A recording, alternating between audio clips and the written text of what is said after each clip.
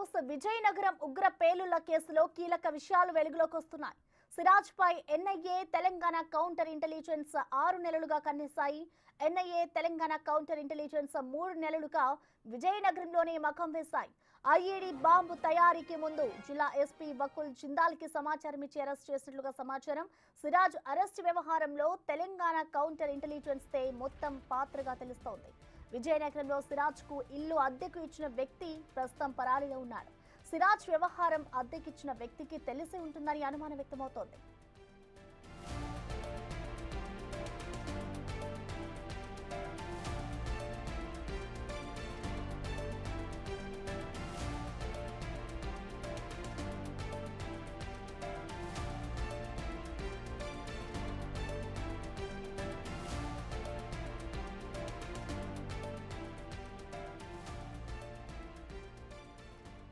విజయనగరం ఉగ్ర పేలుళ్ల కేసులో ఇటు కీలక విషయాలైతే వెలుగులోకి వస్తున్నాయి. సిరాజ్ పై ఎన్ఐఏ తెలంగాణ కౌంటర్ ఇంటెలిజెన్స్ 6 నెలలుగా కూడా కన్నేశాయి. ఇక దీనికి సంబంధించిన పూర్తి అప్డేట్స్ ని మా ప్రతినిధి శివశంకర్ అందిస్తారు. శివశంకర్, మనం చూస్తున్నాం ఏదైతే విజయనగరంలో ఉగ్ర పేలుళ్లకి సంబంధించి ఇటు ఒక దర్యాప్తు చేస్తున్నారో దానికి సంబంధించి అసలు ఇప్పటి వరకు చేసిన దర్యాప్తులో ఎటువంటి విషయాలు బయటకు వచ్చాయి, డీటెయిల్స్ ఏ విధంగా ఉన్నాయి? ప్రసన్న, సిరాజ్ 2018లో హైదరాబాద్ వెళ్ళిన తర్వాత అక్కడి నుంచి ఉగ్రవాదం వైపు పూర్తిగా మళ్ళినట్లు తెలుస్తుంది. అయితే ఇంజనీరింగ్ కాలేజ్ చదువుతున్నప్పటి నుంచే కొంత ఉగ్రవాద భావజాలానికి ఆకర్షితుడే అక్కడి నుంచి హైదరాబాద్ కోచింగ్ పేరిట వెళ్ళి అక్కడి నుంచి పూర్తిగా ఉగ్రవాద భావజాలానికి పూర్తిగా ఆకర్షణ తెలుస్తుంది. ఆ తర్వాత మనం చూసినట్లయితే సుమారు 6 నెలల నుంచి కూడా సిరాజ్ అటు ఉగ్రవాద భావజాలంపై తన సోషల్ మీడియాలో పెడుతున్నట్టు పోస్టులు, పాకిస్తాన్ తీవ్రవాదానికి అనుకూలంగా తన పోస్టులు పెడుతున్నట్టు అటు హైదరాబాద్ కౌంటర్ ఇంటెలిజెన్స్ కావచ్చు, అదేవిధంగా ఎన్ఐఏ ఇరు వర్గాల అధికారులు కూడా అటు సిరాజ్ను పూర్తి స్థాయిలో డేగ కొన్నేసి ఉంచాయని చెప్పుకోవచ్చు. సుమారు 3 నెలల నుంచి పూర్తిగా విజయనగరంలోనే మకాం వేసినట్టు తెలుస్తోంది. హైదరాబాద్ కౌంటర్ ఇంటెలిజెన్స్ అధికారులందరూ కూడా సుమారు 3 నెలల నుంచి విజయనగరంలో తిష్ట వేసి సిరాజ్ కదలికలపై పూర్తి స్థాయిలో దర్యాప్తు చేస్తున్నారు. అయితే గత నెల రోజుల నుంచి సిరాజ్ హైదరాబాద్ నుంచి గత కొన్ని సంవత్సరాల నుంచి హైదరాబాద్ నుంచి విజయనగరానికి ఎప్పటికప్పుడు ట్రావెల్ చేస్తున్నాడు. అయితే గత నెల రోజుల నుంచి మాత్రం సిరాజ్ పూర్తిగా విజయనగరంలోనే ఉన్నటువంటి ఆబాద్ వీధిలో ఉన్నటువంటి తన ఇంటిలోనే సుమారు నెల రోజుల నుంచి ఉన్నట్లయితే కౌంటర్ ఇంటెలిజెన్స్ అధికారులు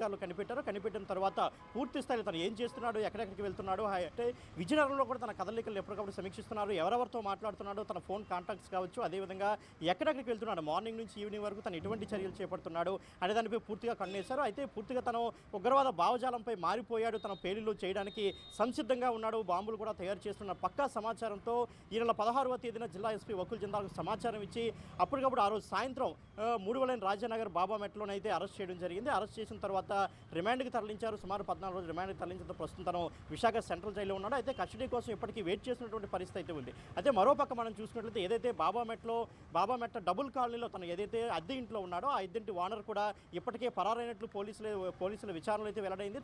తన కోసం కూడా పోలీసులు జల్లెడ పడుతున్నటువంటి పరిస్థితి. ఎందుకంటే తనకి తెలుసా, అంటే సిరాజ్ అద్దె ఇంట్లో ఉంటుండో బాంబులు ఏమైనా తయారు చేసినట్టు తనకు తెలుసా, సిరాజ్ ఉగ్రవాద భావజాలం వైపు అద్దెకి ఎవరైతే ఇల్లు ఇచ్చారో ఆ ఓనర్కి తెలిసే ఉంటుందన్న అనుమానాలు కూడా ఎన్ఐఏ పూర్తి స్థాయిలో అనుమానాలు వ్యక్తం చేస్తున్న పరిస్థితిలో అతను కూడా పరారవడం మరిన్ని అనుమానాలు తావిస్తోంది. ఇప్పటికే సిరాజ్ సంబంధించి అకౌంట్లన్నీ కూడా సీజ్ చేయడం జరిగింది. దానికి సంబంధించి కూడా ఎన్ఐ అధికారులు పూర్తి స్థాయిలో దర్యాప్తు చేస్తున్నారు. ఇప్పటికే అకౌంట్ డీటెయిల్స్ అన్ని కూడా తీసుకుని జిల్లా జాయింట్ కలెక్టర్ కూడా ఇచ్చినట్టు తెలుస్తోంది. సో మొత్తం వ్యవహారంలో టోటల్గా హైదరాబాద్ కౌంటర్ ఇంటెలిజెన్స్ కీలక పాత్రగా తెలుస్తోంది. దాని తర్వాత ఎన్ఐఏ కూడా ఈ ఆపరేషన్లో భాగంగా మారింది. ఇప్పటికే మనం చూసినట్లయితే ఎన్ఐఏ అధికారులు విజయనగరంలో తిష్ట వేస్తున్నారు. సుమారు 4 రోజుల నుంచి కూడా ఇదే కేసుమే అన్ని వ్యవహారాలను కూడా చక్కబెడుతున్నట్టు పరిస్థితి. ఎందుకంటే సిరాజ్కి ఎవరెవరితో సంబంధాలు ఉన్నాయి, సిరాజ్ అరెస్ట్ అయిన దగ్గర నుంచే కాదు, గత 6 నెలల నుంచి చేస్తున్న వ్యవహారాలు కావచ్చు, 2018 నుంచి చేస్తున్న వ్యవహారాలు మొత్తం అన్నీ కూడా ఒక్కొక్కటి కూడా కూపీలాగుతున్నటువంటి పరిస్థితి. అకౌంట్ డీటెయిల్స్ కావచ్చు, అప్పటి నుంచి ఉగ్రవాద భావజాలంపై ఆకర్షితులైనటువంటి నుంచి అదేవిధంగా సౌదీ అరేబియాకి వెళ్ళి రావడం, ఐఈడీ బాంబులు తయారు చేయడం నేర్చుకోవడం, అదేవిధంగా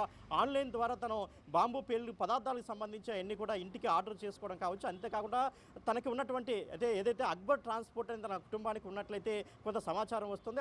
అంటే ఆ ట్రాన్స్పోర్ట్ వ్యవహారంలో కూడా అంటే తను ఎక్కడి నుంచైనా పేలుడు పదార్థాలు సేకరించాడనే దానిలో కూడా అనుమానాలు వ్యక్తం అవుతున్నాయి. మరోపక్క విజయనగరం మార్కెట్లో కొంతమంది ఇల్లీగల్గా పేలుడు పదార్థాలను అమ్ముతున్న పరిస్థితి ఉంది. ఎందుకంటే జనరల్గా క్వారీలు ఎక్కువగా ఉన్నటువంటి ఏరియా విజయనగరం. ఇక్కడ ఇల్లీగల్గా కొంతమంది క్వారీల్లోని బ్లాస్ట్ చేయడానికి కొంత ఈ రసాయనాలన్నీ అమ్ముతున్నటువంటి బాంబ్ బ్లాస్ట్ పేలుడికి సంబంధించిన పదార్థాలన్నీ అమ్ముతున్నటువంటి పరిస్థితి అయితే ఉంది. వాళ్ళని కూడా అదుపులోకి తీసుకుని విచారిస్తున్న పరిస్థితి అయితే మనకి కనిపిస్తోంది. Prasanna, right, thank you Shivashankar. ప్రస్తుతం మనం చూసుకోవచ్చు విజయనగరంలో ఏదైతే పేలుళ్లకి సంబంధించి సిరాజ్ ప్లాన్లు చేస్తారో దానికి సంబంధించి కూడా ఇటు ఎన్ఐఏ అలాగే తెలంగాణ కౌంటర్ ఇంటెలిజెన్స్ దాదాపు 6 నెలల నుంచి కూడా కన్నేశాయి. సో ఈ విచారణలో అయితే విస్తుపోయే నిజాలు బయటకు వస్తూ ఉన్నాయి.